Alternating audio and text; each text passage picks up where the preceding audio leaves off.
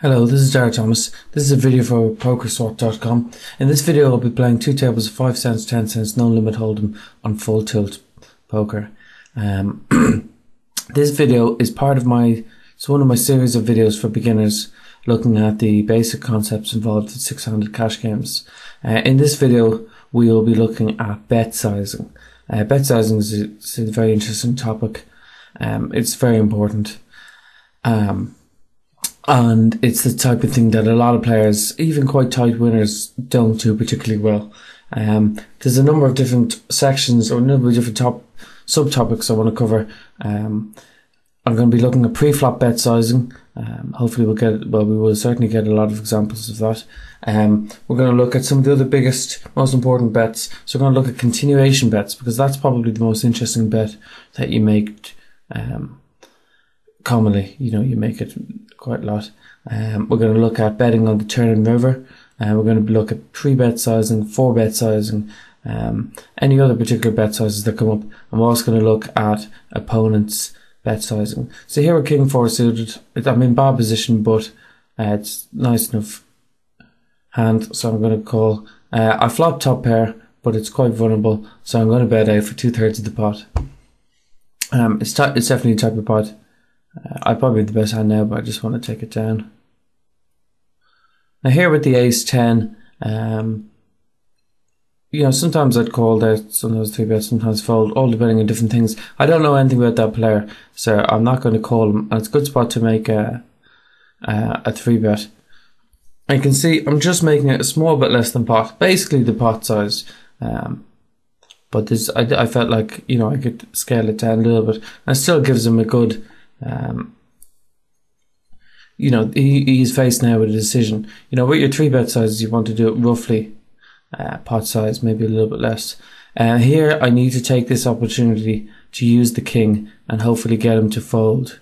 So I like to make a big bet. If he calls that bet, I would be done with the hand. But that king is a very good card. It's a very good card for me to represent, because first of all, I might have the best hands, in which case he's going to fold. And second of all, you might have some like 7s, 6s, 5s, and I've made a big re-raise pre-flop and a big bet in the flop, so it really looks like I have ace king at least.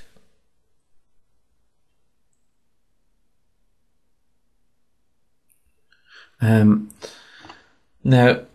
you want to make your continuation bets always roughly the same amount. I want to go into that topic a little bit later. In more detail. We'll talk more about pre-flop bet sizing now. So the general rule of thumb is that you raise to roughly 3 big blinds, or maybe 3.5. On a lot of sites they have a pot button, so pre-flop I just tend to bet whatever the pot is.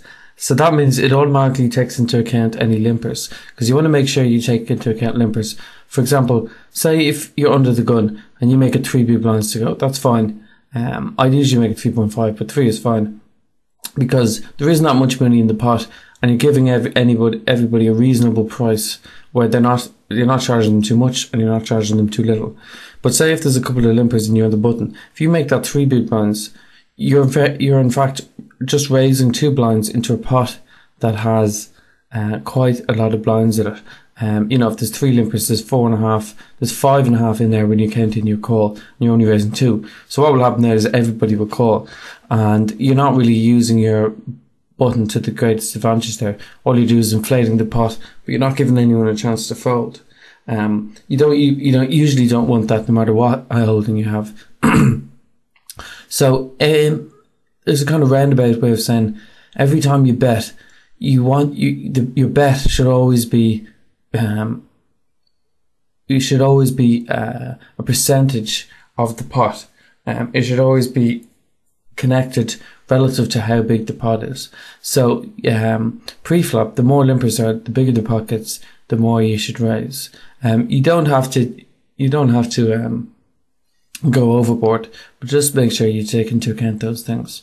Also pre-flop, when I'm raising, I think it's a good idea to raise a little bit more out of position, because you want to cut down on people's implied odds when they are in position, to make it slightly less profitable for them to call. So for example, when I'm raising out of the blinds, I will add a couple of blinds just to make it less profitable for them to call, make this stacks a bit shallower after the flop. Here I've flopped 2 pair, so I'm definitely going to bet. I'm betting 3/4 of the pot. And it just folds. You know, in a spot like that where the pot is very small, I would usually bet 3/4 or 2/3, maybe a bit more. When the pot is so small, but it's only 2 blinds, it'd be fine to bet 2 blinds there because people aren't going to pay much attention.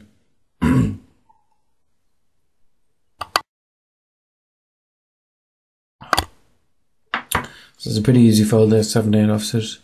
So you can see his raise there, that's a decent amount. 40 cents it would have been fine there as well. Whereas he's raising around a good amount.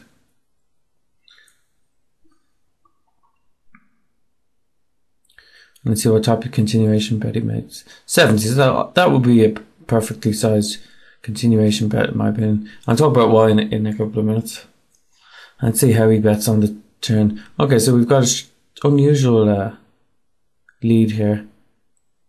Looks like he has an 8, or he's representing an 8 anyway. And the guy just folds. So for continuation bets, now continuation bets are the type of bet you're going to be making a huge amount, and they're also the type of bet that people are going to notice. Here it's an easy raise with Queen 10 off. They're also the type of bet that a lot of people are going to take notice because it's going to happen so often. And if you think about it, when you continuation bet, sometimes you'll have bluffs. Well, a lot of the time you'll have bluffs, and some of the time you'll have good hands, and some of the time you'll have kind of medium strength hands as well. So you need a bet size that fulfills all those purposes. Because you can't change your bet size depending on what hand you have. That's a huge mistake, and it's a mistake a lot of players make, more so in the past. What they would do is, you get some tight guy playing, he'd raise pre-flop with ace king, and he'd totally miss the flop, so he wouldn't want to put much money in, but he would feel that he had to make some small bet to try and take down the pot.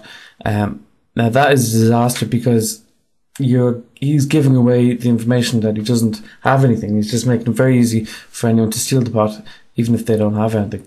And also it means when he does actually bet big, you can just fold, unless you can beat aces or kings.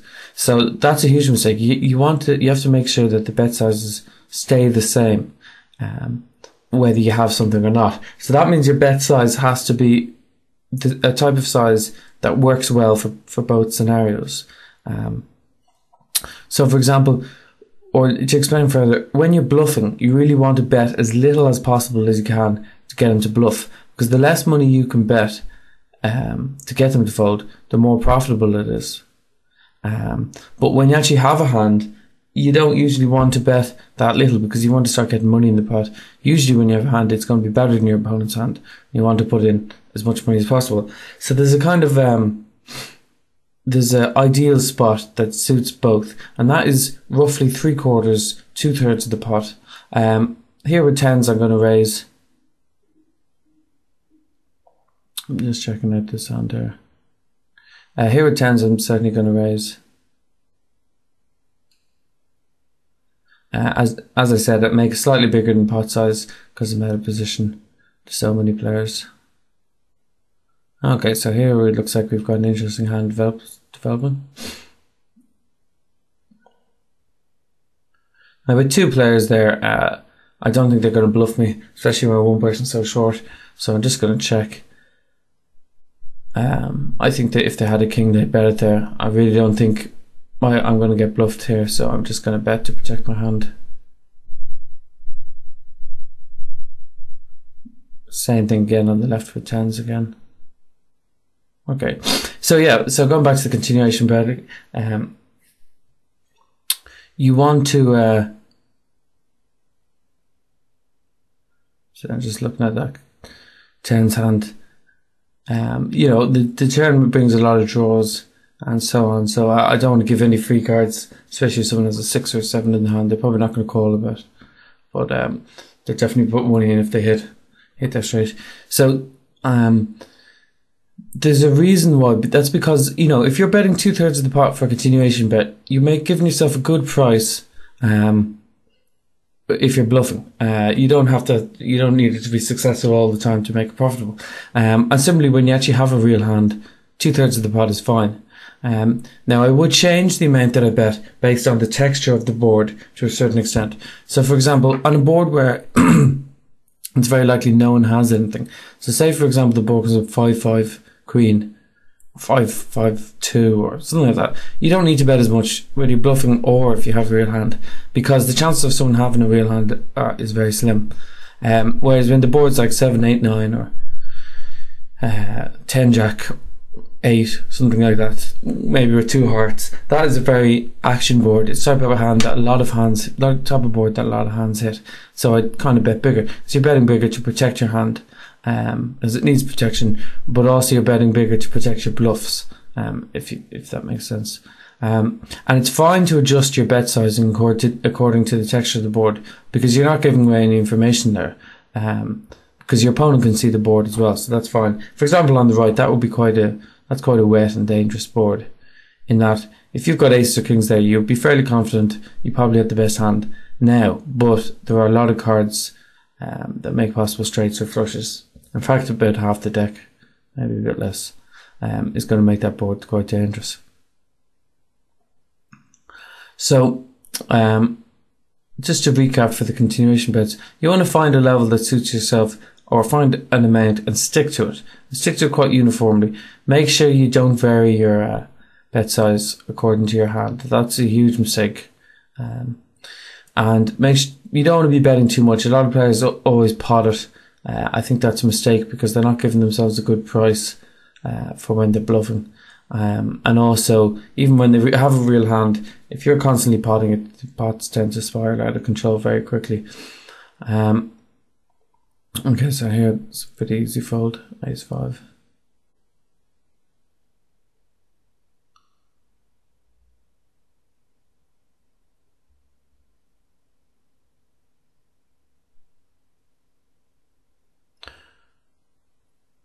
So this player seems to keep limping into me. Small blind, so I will start raising him if he keeps doing it. It's going pretty well now. Flop top pair with an 8 high flush draw. It just folds.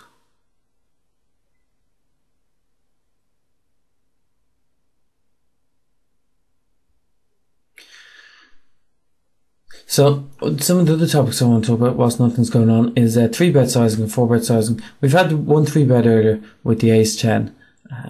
3-betting, I think, you want to give people a good decision. Obviously you want to invest more than your stack they need, and I find pot size 3-bet is perfect. Maybe a little bit less, depending on the situation. And that's because you don't want to give people too good implied odds. You don't want people to be constantly calling their 3-bets, so you don't want to make it too small. The kind of min re-raising thing is a dreadful technique, in my opinion. You're not really giving your opponents a chance to fold. And if you're min re-raising with aces and kings, that's terrible. If you're only min re-raising with aces and kings, that's terrible, because you're giving your opponents such great implied odds to crack your hand. So here, kings under the gun, make a pot size raise. Unfortunately, I think everyone's going to fold, yeah.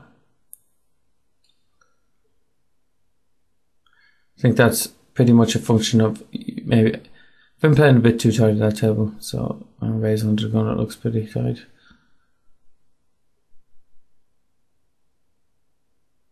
So I've got an interesting decision here. Oh, okay. Well, I was considering whether to 3-bet that or not. I probably would have 3-bet, but now it's been 3-bet. So his range there, I think is better than ace queen. So I'm just going to fold. So yeah, I would make my 3-bets pot size, but for 4-bets, I think it's not a huge mistake, but it's a pretty big mistake to make your 4-bets pot size. There just is really no need to make it that big. And one of the big drawbacks is If you want a 3-bet, if you want to 4-bet someone, if you make it a pot size 4-bet, you usually would be committing your entire stack, which is a bad idea. So here I've decided to 3-bet. I've gone ahead and just made it pot sized. He's been playing pretty aggressive and he's raising from the cutoff. So I think it's fine to 3-bet here. And I flop a flush draw and he just shoves. I'm definitely going to call here, you know, with an overcard and enough flush draw. I've no idea what he has. He could even have a worse draw, but I'm 50-50 with any pair, so I'm going to call. It's twice the pot, so not very good and a very good price. But I wouldn't really consider folding this, not against the short stack. Okay, so as I was right, my ace is good, plus my flush draw. So, you know, I'm 50-50 with all the money going into the pot. So with 50, what that means exactly is that, like, I'm basically 50-50 there. I think it's maybe a little bit less than 50%. But all the money that goes into the pot and the flop, I get back exactly half of it. So I don't lose or make any money. But I would lose equity in the pot by folding, because there's $2 in there, or $250, in which I should, you know, I have 50% equity. So folding there would be a mistake. When he shoves there, I just can't put him on a strong hand. He could have a queen, but that doesn't, you know, it's no bother to me because I still have the ace. It would be quite a bad call with just the flush draw, because with just the flush draw, you know, I only have 33% equity, especially if I've got a low flush draw, no chance of any overcards. Also, I could well have a dominated flush draw, which is a disaster, obviously.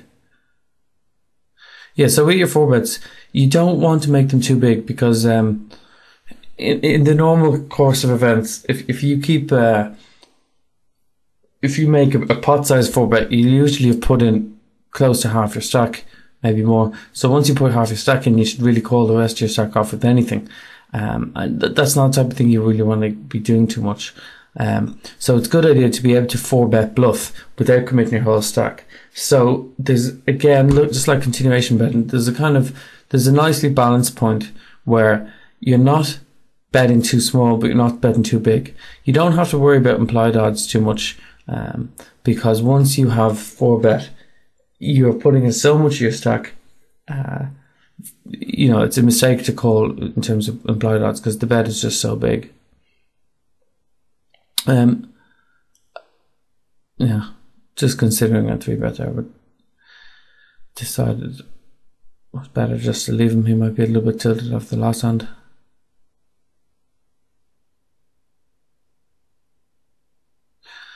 So what I like to do when I'm 4-betting is that I find out what the pot size is and then reduce it by, you know, maybe 8, 9 big blinds, something like that. So I'm not min raising them. I'm giving them a decision, but then I'm not going the full hog of the pot either. And that seems to work quite well, because people respect the bet. They seem to respect it just as if I've 4-bet to the pot.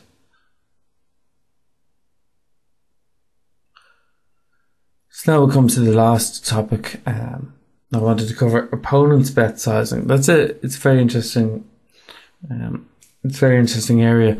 I feel like you can really pick up a lot, especially at low stakes, from people's bet sizes. The biggest thing you can pick up is when someone starts betting an unusual amount, unusual for them. That's usually because they have either a very strong hand or a very weak hand.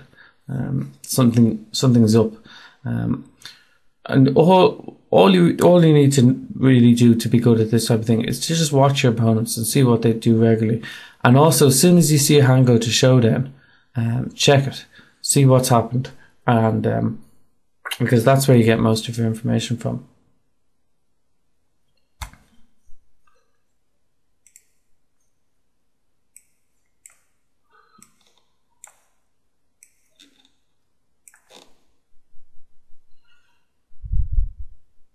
So I've got an awful hand there, obviously, and yeah, a pretty good hand there, ace 3 suited, but out of position. I just don't think it's going to be possible to call against one player. In a multi-way pot, I'd probably call there, because the suited ace makes it very profitable to hit a flush, Because if there's a few people in the pot, there's a chance someone else will have a flush as well, which will obviously be great for me. Here, this is I think the third time I've got tens in this hand, raising slightly more than pot, because I'm out of position, and they both fold. You can see I'm only making a slight adjustment because I'm out of position. And this is an awful hand. I raise most hands from the button, but I'm not going to bother raising that.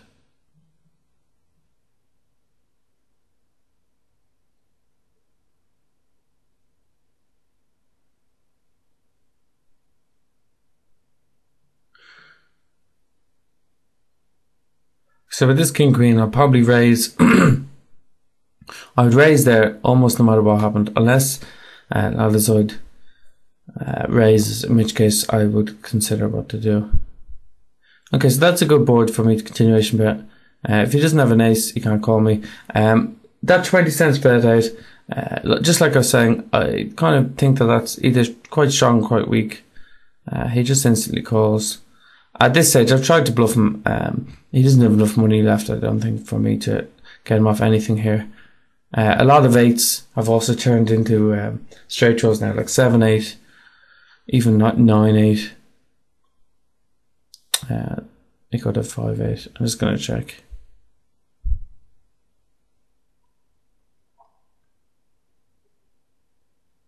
And once he calls the flop raise, I'm done with the hand. Although now we have this absolutely tiny bet.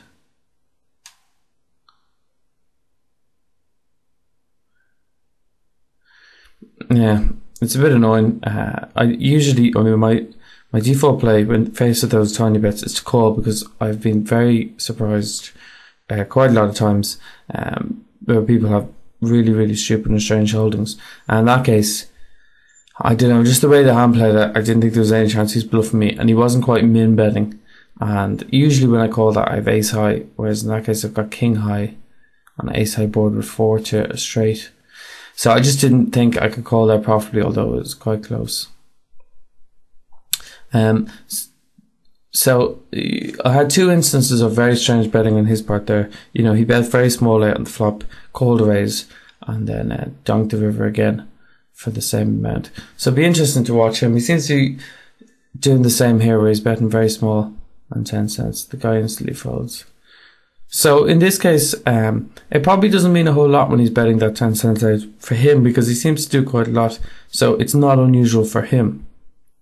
So in that case, you can probably assign his whole betting range and not read too much into how much he's betting. But it is great that he's betting so small, because it's a fundamental mistake, and it's the type of thing that makes your life a lot easier. When people are betting too small constantly, it's very easy to play against them. Betting too small is probably a bigger mistake than betting too big. Well, they're both pretty huge mistakes. I'm just trying to see. They're both pretty huge mistakes, because if you bet too big, what will happen is you'll win a lot of pots. You'll win more than your fair share of pots. But when you don't win the pot, you'll have invested far too much money. Also, you might not get paid off as much and so on, things like that. Just basically in every pot, there's an optimum amount to bet, where you'll get your opponents to fold, but when they do call, you're not investing too much money, and you don't want to go too far either way. So if you bet too less, the problems that causes is that you don't build the pot when you have a real hand. It's very difficult to bluff people when you're min betting all the time, and when people have draws, even very strange draws, like 2-pair draws and things like that, where they have a pair and they're trying to hit another pair, you're constantly giving them odds to call you. I mean, I love playing against people who min raise with very strong hands and nothing else, because anytime they min raise you after the flop, you can just be fairly sure that they have a huge hand. So you fold unless you've got a draw, and you're getting extremely good implied odds.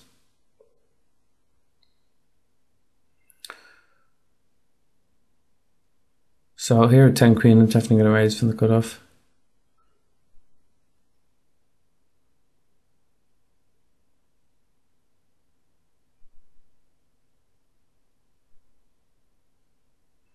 I bet at 10 cents.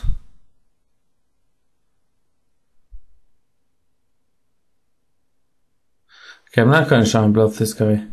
I'm just going to check and see. Again, this is a very annoying spot. The problem is you could easily have king high. Or ace high. I would love to see what cards he has, but I think it would be a bad call.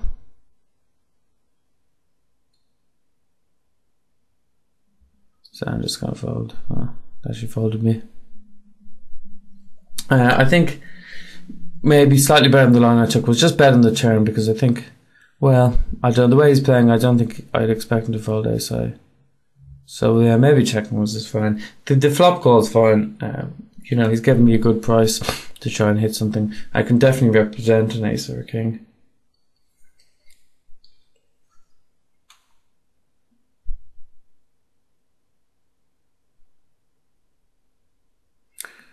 Yeah, it's important, you know, not to worry about too much about those hands. You just play them as best you can.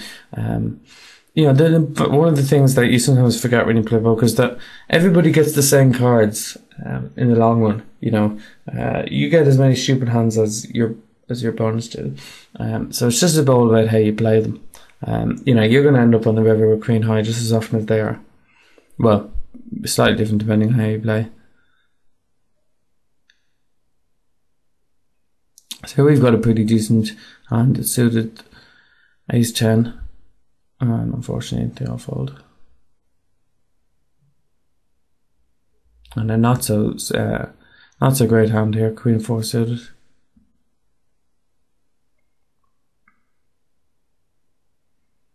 Luckily, our favourite donk just limps in, so we'll get to see a flop. Flop 2 pair. So here I'm just going to go for a check raise and hope that he has something, and he doesn't.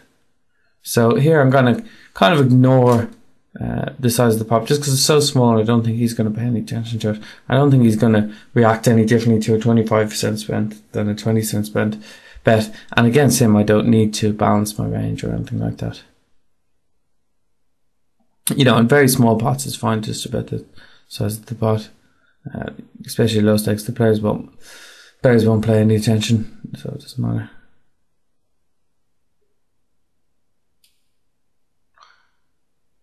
One thing that I haven't mentioned that you should definitely be aware of is that you always want to be aware of what your image is, and specifically to do with bet sizing, you want to be aware of what your image may be for a particular size bet. So for example, say if you're playing against a guy you haven't played before, and you get to the river and you bet half the pot. Now, I wouldn't recommend generally betting half the pot in the river, but if that's your, say that's your general style, that's how you play anyway, you bet half the pot, and your opponent calls you, and you either are bluffing or you are value betting, whatever, it doesn't matter. Your opponent will probably, especially at low stakes, he will consider that when you bet that amount again, you're probably doing the same thing. So if you bet very big on the river and it's a bluff, your opponent will probably think that a similar size bet is a bluff again. So there's no use in thinking about what your overall strategy is, because the other players don't know that. A big mistake you'll find people on boards or talking to me, a big mistake they make is saying, "Oh, how could you come in the river? You know, I'm never bluffing there. You know, I nearly always have the best hand," or etc. etc. Well, all that doesn't really matter, because the other players don't. They're not aware of how you play normally. They don't know what you're thinking of the game. All they are thinking about is the last hand they saw you play. So, I like to be constantly thinking what the last hand is. What is the last similar situation just that we played against any player, and what is he going to think of it because of that? What is he going to think of me and what I do because of that?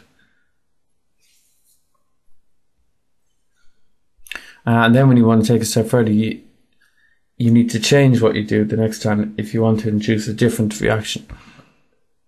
So for example, if you bet, pretty small on the river and it's a bluff, the next time you want to bluff him, bet much bigger, because he'll think that you're trying to value bet him that time.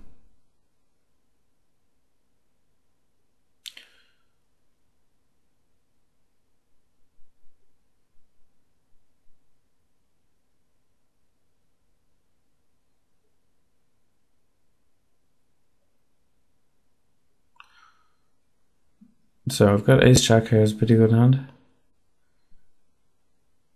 Here with the 7-3, I'm going to attempt one bluff. That's exactly 3/4 of the pot.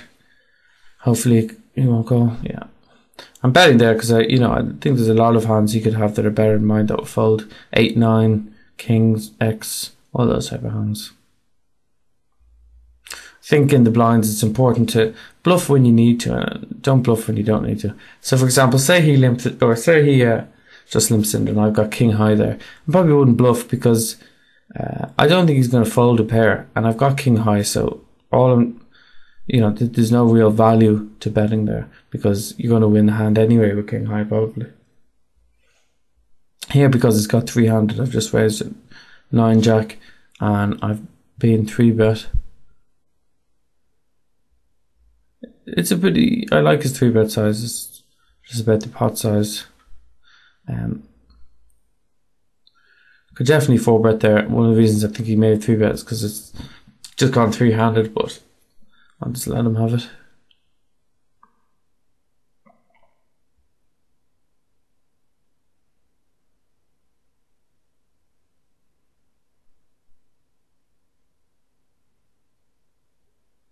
It's 3 raises, an ace, 7. It's pretty good.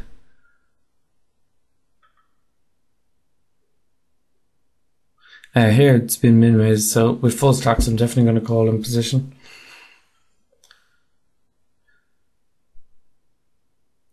So here with the a7, where it's a kind of strange spot. It's a bit annoying. I think I'm going to call, just given the stack he has. He could have an ace. He does have an ace, but it's kind of 50-50 whether it's better or worse. And with the odds I'm being given, I'm going to call. He could also have he could have a very strong hand, 2 pair or something. Or he could just have a king or flush draw or something like that. Basically, I think given the price I'm being offered, I'm going to call. If I had ace 2, I probably would just fold. Similarly, if I had ace 10, I'd just instantly call. He's ace jack. So that's the type of hand where, once he pushes there, I'm I'm not happy about it.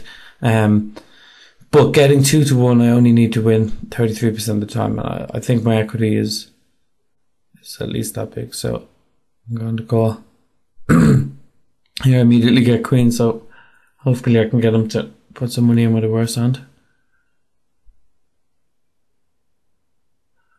And just check the king high board. That's not, I wouldn't check there against a good player because I'd be afraid that he'd steal the pot from me. Whereas against a bad player, I think he's going to play very predictably, and I'll be able to play well even if I check the flop. I think check the flop makes the hand slightly more profitable. I'm definitely going to call this. I'm just getting too good a price to fold. He could easily have a king, but he's ace queen. Just with the price I'm getting. His bet there is ludicrous. It makes no sense at all. He's betting a third of the pot. He has to think I'm going to look him up if I have anything. But he actually has, ace queen high, so there's a good chance he's got the best hand, so I should just check. Just his bet size, it wasn't an effective bluff in any way. Coupled with the fact that he actually had a good bit of showdown, means it was kind of a ludicrous bet.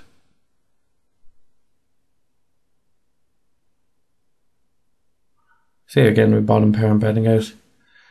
I get min raised. I'm just going to fold. I'm not really sure what his min raise means, but I'm sure it's better than my hand.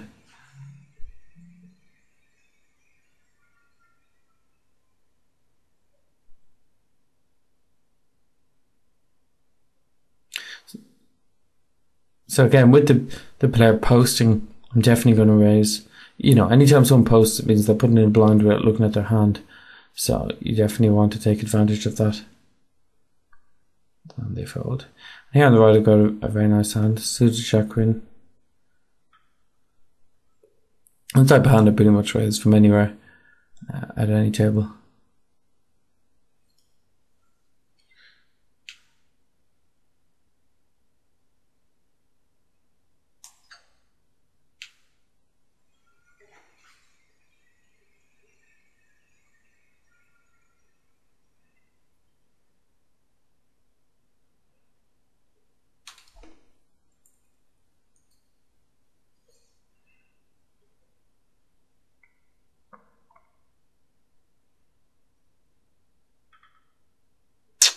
I will fold to my fives.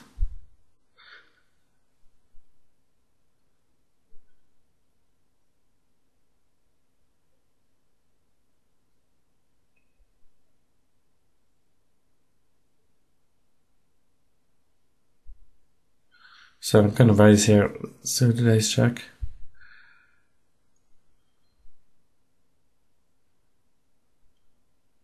Could have maybe made that 10 cents bigger, being out of position with the two limpers.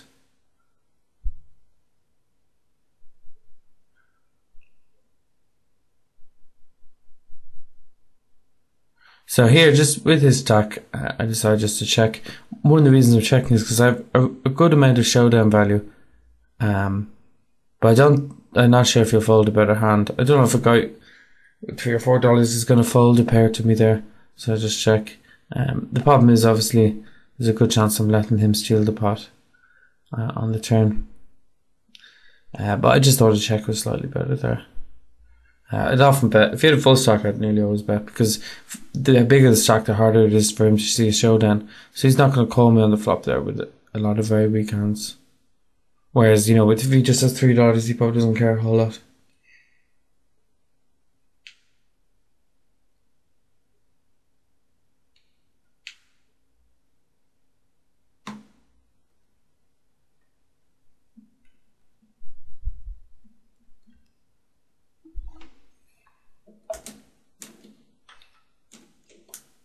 That 40 cents dollar bet there was a fine amount. I was expecting to bet a stupidly small amount. It was fine.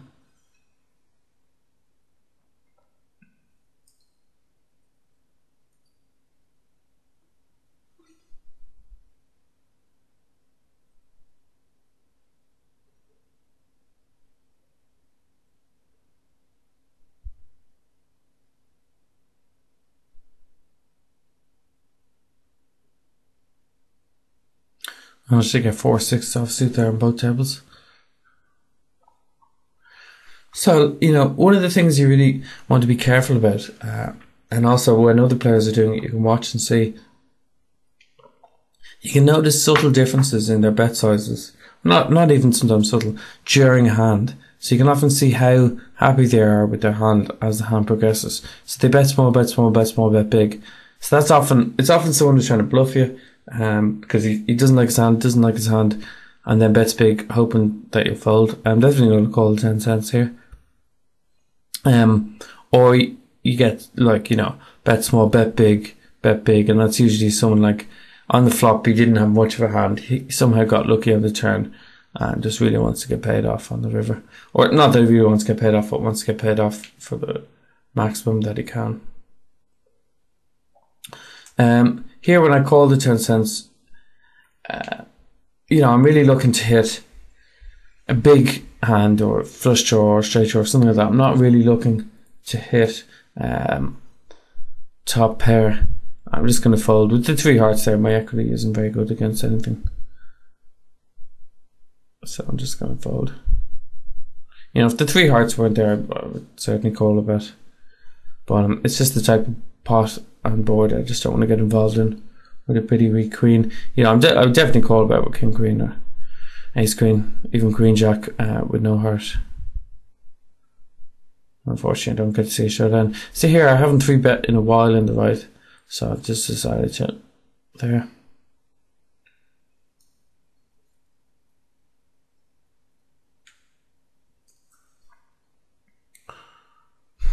This is pretty marginal. If I was in the big blind and it was 10 cents, I would definitely call, but it's 15 cents and I'm in the small blind. So, and also their stacks are just too low. You know, with $10 stacks each, I might call because I'm getting such a great price. I'll just fold. Here, I've actually been 3-bet with 7s. I don't know much about that player, unfortunately.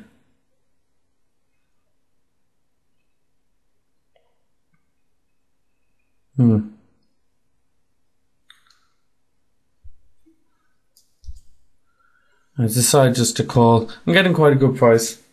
You know, I could hit a 7. That's obviously a really bad board. I'm not going to try and bluff them, so I'll just fold. I mean, the simple way of looking at it is if, when you re-raise me pre-flop, he either has ace, king, ace, queen, ace, jack, or a high pair.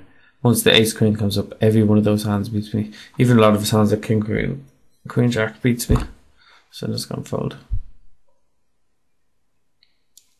So the three of them somehow managed to get all in. 2-8, 2-2, king 8, they're kind of fair enough. And then ace, jack stupidly gets all in as well.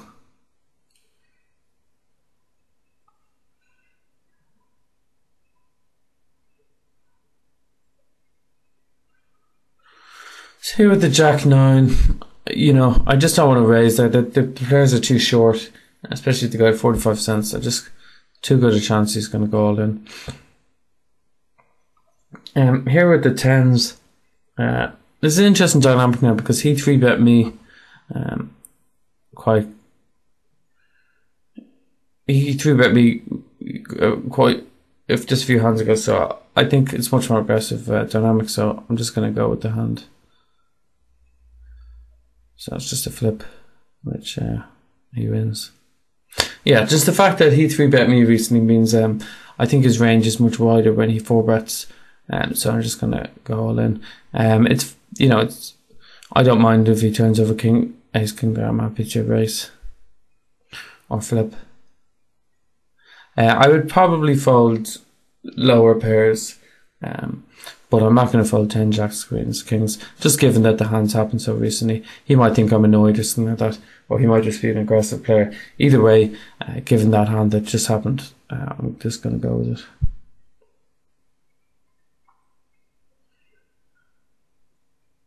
See, I've got a decent hand, ace, queen suited.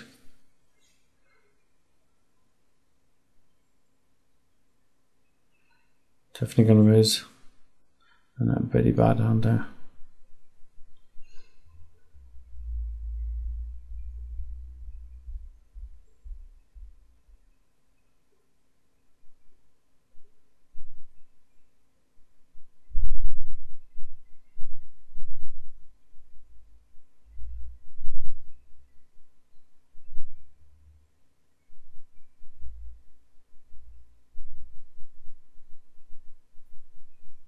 Yeah, it'd be interesting now if I got 3-bet with the ace 10. Let me just close.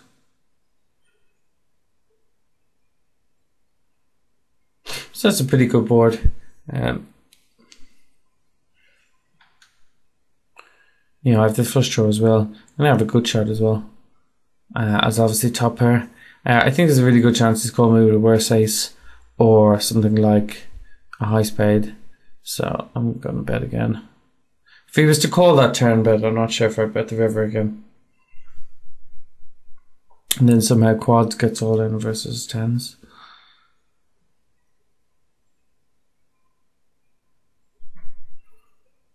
Yeah, I mean, if he calls that turn bet and it checks the river to me, I'm assuming I don't hit a flush or a 7. I mean, I'm definitely betting 7. I'm probably betting a flush if he checks to me. If it's something like a 2, I think there's some thin value to be had there on the river. The problem is he could easily have ace jack, but he's more likely, I think, to have ace 7 or ace 6 or something like that.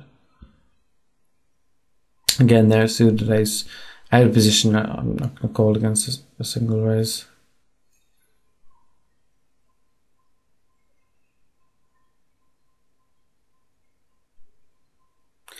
So we're coming to the end of the video. There's a minute or two left. I'll just go back over the important topics we covered. It's very important when you're betting. Don't bet too big and don't bet too little. And there's good reasons for that. You don't want to bet too big because you want to give yourself a good price when you're bluffing, and you don't want to blast people out of the pot when you do have a real hand. You don't bet too little because you're giving far too good implied odds all the time and you're not building your pot. A big mistake a lot of players make is that they play way too small pots when they've got a good hand. They're constantly min raising and betting small. So when they have quads or flush or straight or something like that, they tend to play small pots. But then, when they're playing against me, when I've got a good hand, they're playing big pots. So they're not making enough money. So this is a weird spot with the 4s. He calls the raise and then just pots the flop. Pots the flop. I could either alternative. There would be an argument for it here. I'm just going to call him and see what happens. I think the call will hopefully slow him down if he doesn't have an ace. I can call because I can hit a 4 or 5, which probably gives me the best hand. He bets 10 cents, so that is annoying, and I'm definitely going to call it. It would be extremely annoying if he had a king, but I'm definitely going to call anyway. Just consider murder maybe just to put him in. No, I think just calling's better. A queen isn't a great card. And he pots it. So at this stage, I just don't think he's bluffing me. I don't think I can profitably call. Pushing the flop would have been fine from my point of view because the only thing that beats me is an ace. Even if he does have an ace, I do have 6 outs, and I'm protecting my hand because he definitely has 2 overcards. So I'll just close that. So just finishing up the recap. You don't want to bet too big, you don't want to bet too small. Pre-flop, take into account the limpers, but pre-flop usually a round pot is the best size, except when you're 4-betting. When you're 3-betting or raising, I would bet roughly the pot because that takes into account limpers, and it always gives people a reasonably good price that isn't too big and isn't too little. But when you're 4-betting, because you're putting in such a huge portion of your stack, you don't need to do anything like pot sized. And one of the main reasons is you don't want to commit yourself. You don't want to commit all your chips just when you 4-bet. And always remember, there's a lot that you can learn from your opponent's bet sizing. Okay,